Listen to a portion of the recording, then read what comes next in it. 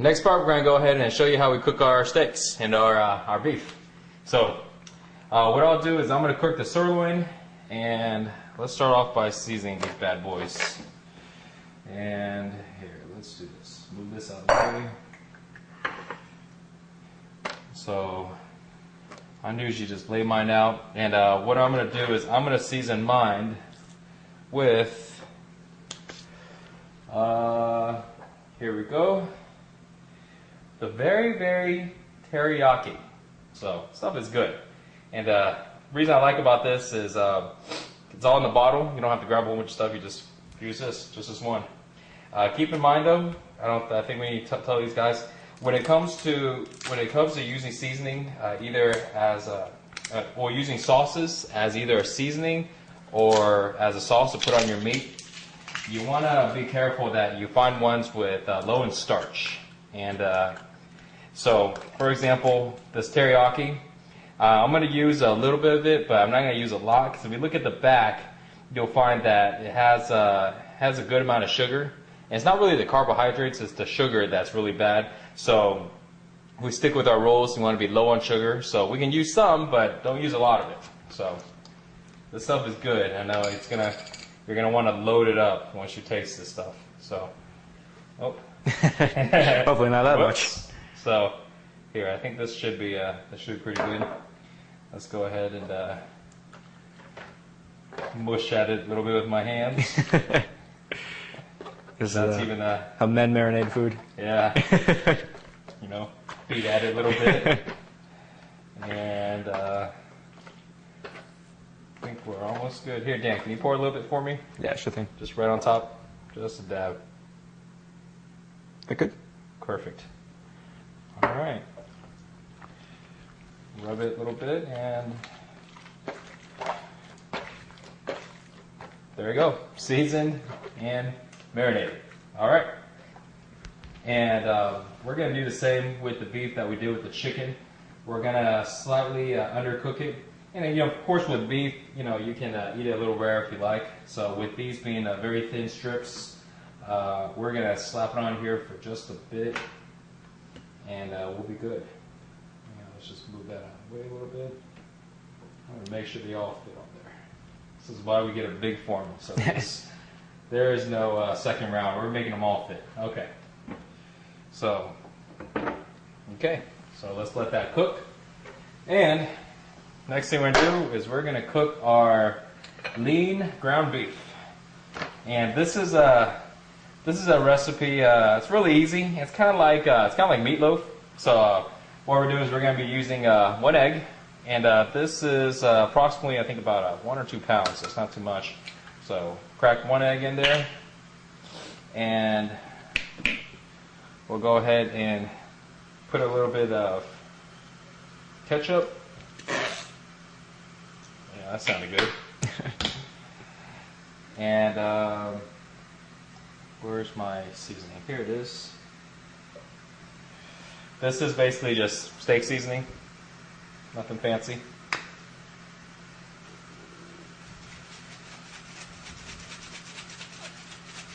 There we go. Shake, shake, shake. A little bit more. Okay, good. And a little bit of our A1 steak sauce. This is like my favorite steak sauce, man. I love this stuff. So pour just a little bit. All right. And last thing is I'm gonna put a little bit of minced onion, because I like onion. And just keep this in mind, guys. This is the way I like it to taste, but you can really put in any type of seasonings you like. I mean, there's tons of them out there, and you just make sure you follow the rules. Low in fat, calories, and sugar, and pretty much any seasoning you like to use, it's all good. So we go ahead and mix it up a little bit.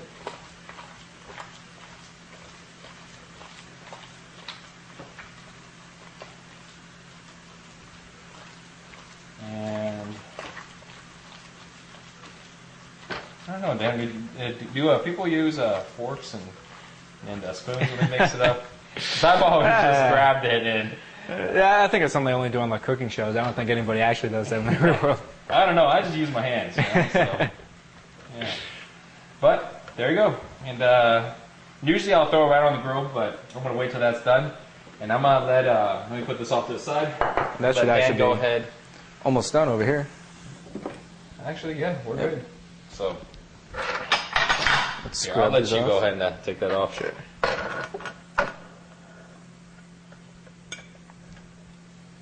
Yeah, that's actually perfect. Just a little bit bloody, a little bit rare.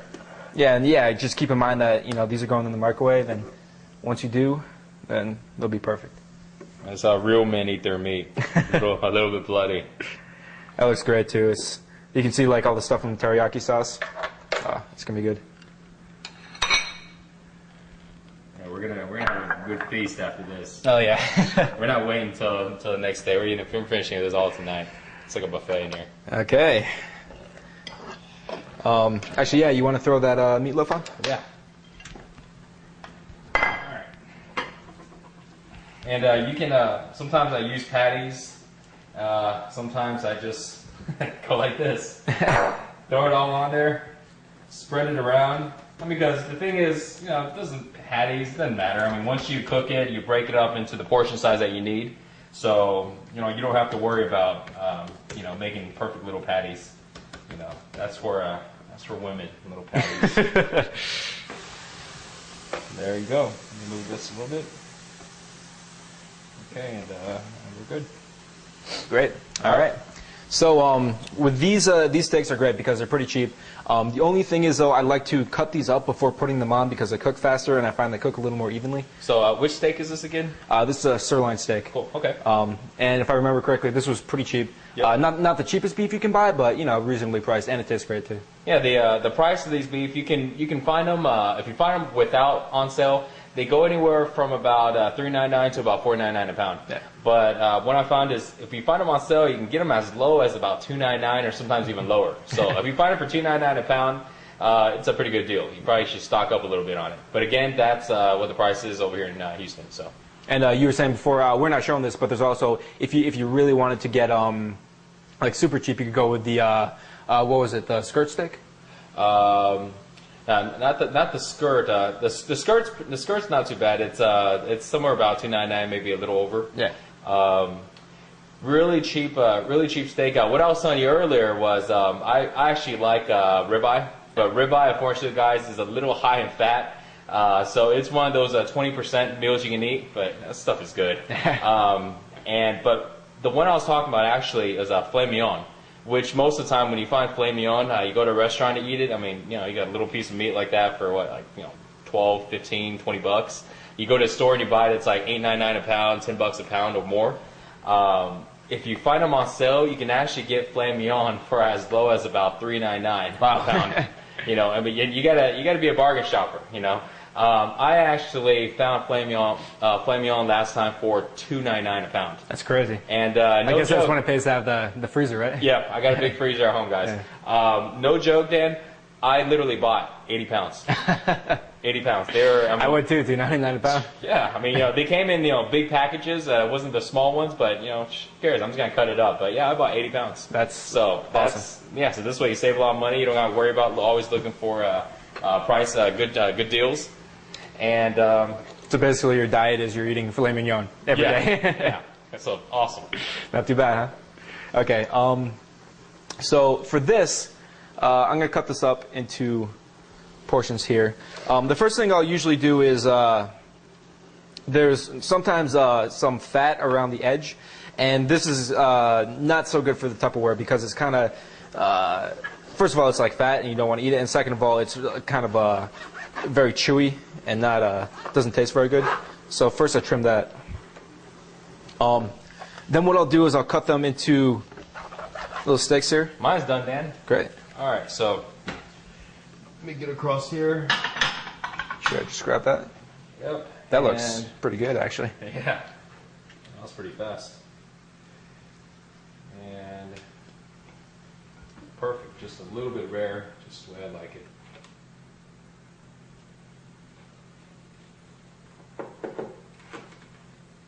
See, told you guys, we don't need patties. There you go. I just cut them into patties. So, that's Looks all more about- natural with irregular patties. Yeah. All right. Sorry about that, Dan. Let me get out of your. Get out of no your. problem. Just put this over here. Okay, so I cut this. I'm trimming the fat off here.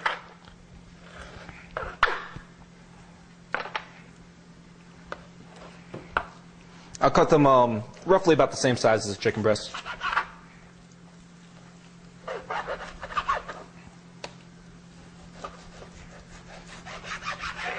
So we can see we got 4 out of this, and the seasoning I do for this is ultra simple. We have our spicy Montreal steak, Grillmates McCormick, and this is great because it's every seasoning you need, and you don't have to do anything but shake. We need to open it up. So we'll open this up. And if you said if you want to eat beef and you're kind of lazy, then this is the way to go because it's just like no effort required at all. Just shake. Yeah, I've actually tried this seasoning before. It's good. Yeah, it's great. It's like it's spicy. It has a little kick to it. And it's like real interesting too. Nice. All right. So while you're doing that, I'm gonna spray some oil. Sure thing. Get this going. Okay, so throw it on.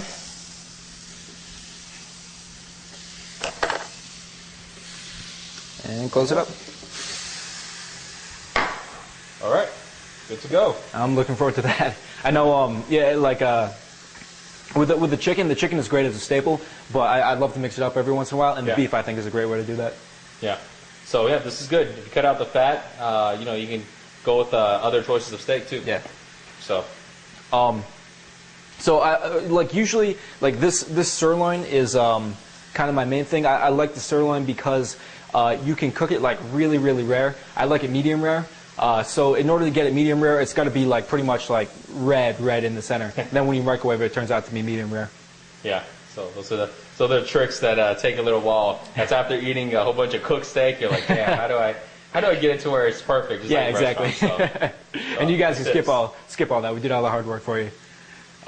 So what would you say, like, if I know a lot of guys really like beef, what would you say is like the maximum percentage of beef that somebody could eat and still like be safe with this?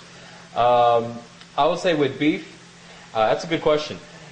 With beef, it's really tough sometimes to stick with an all beef diet for the guys that really like steak. You know, like personally for me, I mean, I love steak. You know, if I had a choice of what to eat without worrying so much about staying lean, I mean, I would eat ribeye and mashed potatoes. Yeah. But unfortunately, ribeye is a little high in fat, and mashed potatoes is a little high in fat also and starchy. And so, I would say if you wanted to eat beef and make it as part of your diet, you can go with maybe beef as 1/3 up to half of your protein source. But you probably want to keep the other half of the protein source as white meats, fish, egg whites, chicken breasts. And so just so you make sure that you keep your fat content still under control and still low. Yeah. But however, though, the only time I really found that I was able to eliminate almost all of the fat from the beef was when I cooked ground beef. And there was a time where I went weeks and weeks just cooking ground beef, and I cooked it in different ways, different ways every week, every 4 or 5 days. But the way I did it is I cooked the ground beef in the Foreman grill. I seasoned it in a whole bunch of different ways. One of them was, how we did it today.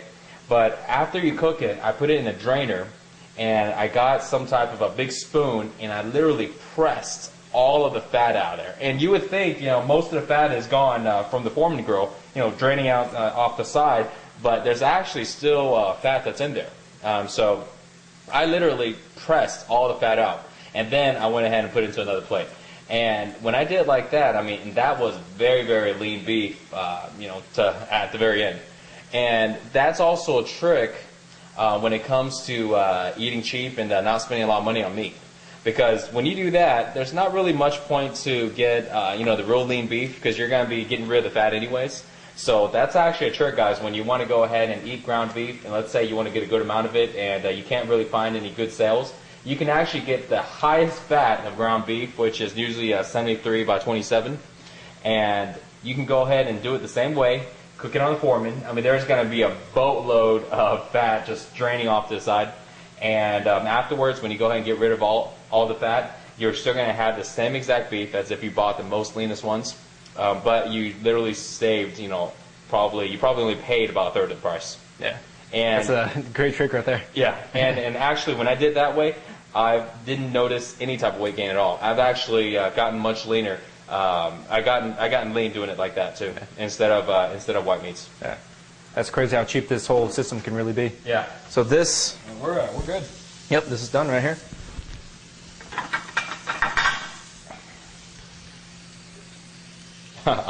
I'm considering on eating one of these right now. Yeah. Right on camera. There you go, right on camera.